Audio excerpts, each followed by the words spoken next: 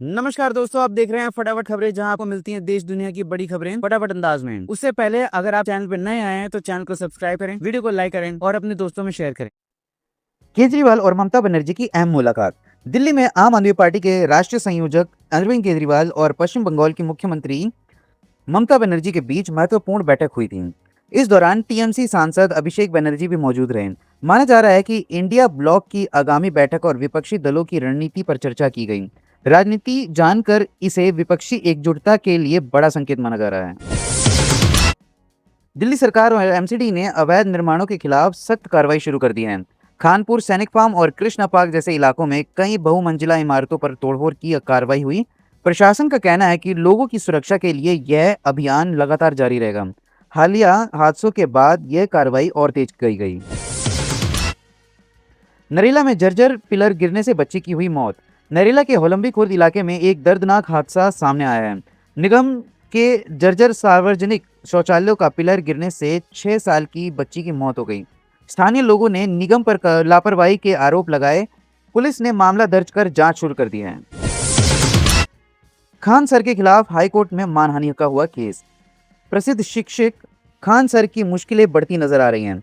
वरिष्ठ पत्रकार अंजना ओम कश्यप ने उनके खिलाफ दिल्ली हाईकोर्ट में मानहानि का मुकदमा दायर किया है। आरोप है कि खान सर ने सार्वजनिक मंच पर अपमानजनक टिप्पणियां की थीं। अब इस मामले की सुनवाई पर सभी की नजरें टिकी हैं।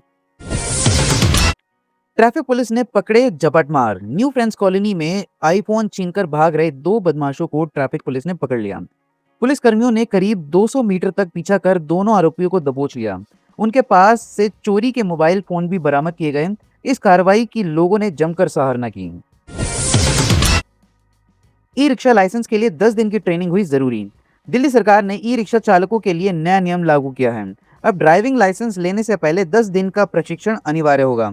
हालांकि प्रशिक्षण केंद्रों के पास ई रिक्शा की कमी बड़ी चुनौती बनी रही है। इससे लाइसेंस प्रक्रिया में देरी होने की आशंका जताई जा रही है। वसंत कुंज में ऑटो पलटा, महिला की हुई मौत। दिल्ली के वसंत कुंज इलाके में एक ऑटो पलटने से महिला की मौत हो गई। हादसे में 2 बच्चे समेत 6 लोगों घायल हो गए। घायलों को सफदरजंग अस्पताल और एम्स ट्रॉमा सेंटर में भर्ती कराया गया है। पुलिस दुर्घटना के कारणों की जांच कर रही है। तेज रफ्तार स्कॉर्पियो ने ली युवक की जान। मोती नगर इलाके में देर रात एक तेज रफ्तार स्कॉर्पियो ने फुटपाथ पर सो रहे युवक को कुचल दिया। टक्कर के बाद वाहन डिवाइडर से टकराकर पलट गया। युवक के मौके पर ही मौत हो गई। पुलिस ने मामला दर्ज कर जांच शुरू कर दिया है। कड़कड़डूमा कोर्ट में हुई भीषण आग। पूर्वी दिल्ली के कड़कड़डूमा कोर्ट परिसर में रविवार तड़के आग लग गई। दमकल विभाग की 8 गाड़ियों ने काफी मशक्कत के बाद आग पर काबू पाया गया। आग में कई लैपटॉप और जरूरी दस्तावेज जलकर खाक हो गए। छुट्टी होने की वजह से यह बड़ा हादसा टल गया। गैस सिलेंडर फिर हुआ महंगा। दिल्ली के घरेलू एलपीजी सिलेंडर की कीमत में 29 रुपए की बढ़ोतरी की गई। अब 14 किलो का सिलेंडर 942 रुपए में मिलेगा। यह 3 महीने में दूसरी बार है जब कीमतें बढ़ाई गईं। इससे आम लोगों के घरेलू बजट पर असर पड़ने की संभावना है। दिल्ली एनसीआर में बढ़ेगी गर्मी। मौसम विभाग के अनुसार दिल्ली एनसीआर में भीषण गर्मी की चेतावनी दी है। अगले कुछ दिनों में तापमान 42 डिग्री सेल्सियस तक पहुंच सकता है। हालांकि सप्ताह के अंत में हल्की बारिश और तेज हवाओं की संभावना भी जताई गई है। इससे लोगों को कुछ राहत मिल सकती है। कचरा अलग करना होगा अनिवार्य। दिल्ली प्रशासन ने कूड़ा प्रबंधक को लेकर नया नियम लागू किया है। अब घरों और संस्थानों को कचरे को 4 अलग अलग श्रेणियों में बांटकर देना होगा। नियमों का पालन नहीं करने वालों पर कार्रवाई की जाएगी। प्रशासन का मानना है कि इससे लैंडफिल साइटों पर दबाव कम होगा। सीबीएसई छात्रों के लिए अंतिम मौका। सीबीएसई 12वीं के छात्रों के लिए पुनर्मूल्यांकन और अंकों के सत्यापन का अंतिम अवसर है। आवेदन की आखिरी तारीख आज रात 12 बजे तक है। अब तक 70,000 से अधिक आवेदन प्राप्त हो चुके हैं। छात्र ऑनलाइन माध्यम से आवेदन कर सकते हैं। बसों में महिला सुरक्षा पर सवाल। दिल्ली की आधे से अधिक बसों में बस मार्शल नहीं होने से महिला सुरक्षा पर सवाल उठ रहे हैं। करीब 6,300 बसों के लिए केवल 2,942 होमगार्ड तैनात हैं। उपराज्यपाल ने बसों में महिला सुरक्षाकर्मी तैनात करने का सुझाव दिया है। परिवहन विभाग जल्द ही इस पर फैसला ले सकता है। एमसीडी ने एक दिन में 80 संपत्तियां की सील। एमसीडी ने अवैध निर्माण और संपत्तियों के दुरुपयोग के खिलाफ बड़ी कार्रवाई की है। एक ही दिन में 80 संपत्तियों को सील कर दिया गया और 12 अवैध निर्माण ध्वस्त करे गए। महिपालपुर के कई अवैध होटलों पर भी कार्रवाई हुई। अधिकारियों ने कहा है कि अभियान जारी रहेगा। किसानों को जल्द मिलेगा मुआवजा। नोएडा इंटरनेशनल एयरपोर्ट के तीसरे चरण के लिए जमीन अधिग्रहण तेजी से आगे बढ़ रहा है।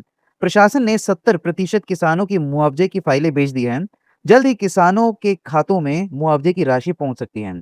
इससे परियोजनाओं को गति मिलने की उम्मीद है। ग्रेटर नोएडा में बनेगा अंतर्राष्ट्रीय हॉकी स्टेडियम। ग्रेटर नोएडा के सेक्टर 37 में 10.5 करोड़ रुपए की लागत से हॉकी स्टेडियम बनाया जाएगा। यह जिले का पहला अंतर्राष्ट्रीय स्तर का हॉकी स्टेडियम होगा। इसमें सिंथेटिक टर्क और 6,000 दर्शकों के बैठने की क्षमता होगी। परियोजना का पहला चरण 1 साल में पूरा करने का लक्ष्य है। अटारी बॉर्डर पर गूंजा ए.आर. रहमान का जय हो। अटारी सीमा पर आयोजित बीटिंग द रिट्रीट समारोह में ए.आर. रहमान ने शानदार प्रस्तुति दी। माँ तुझे सलाम और जय हो जैसे गीतों ने माहौल को देशभक्ति से भर दिया। हजारों दर्शक इस प्रस्तुति को देखकर भावुक हो गए। रहमान ने वीर जवानों को भी सलाम किया।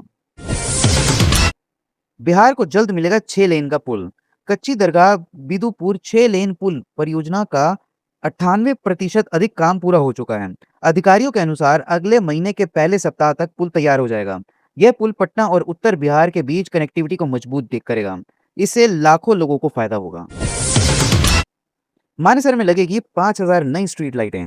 मानेसर नगर निगम ने 7.5 करोड़ रुपए की लागत से 5,000 नई स्ट्रीट लाइट लगाने की योजना बनाई है। इसके लिए टेंडर प्रक्रिया शुरू कर दी गई है। जिन इलाकों में अंधेरा रहता है वहां प्राथमिकता के आधार पर लाइटें लगाई जाएंगी। इससे लोगों की सुरक्षा और सुविधा दोनों बढ़ेंगी। तो ऐसे ही मुख्य समाचार प्राप्त करते रहने के लिए हमारे चैनल को सब्सक्राइब कीजिए, वीडियो को लाइक कीजिए और कमेंट में ज़रूर बताइए कि आप कौन से इलाके से हमारा वीडियो देख रहे हैं। तब तक के लिए अपना और अपनों का ध्यान रखिएगा। धन्यवाद।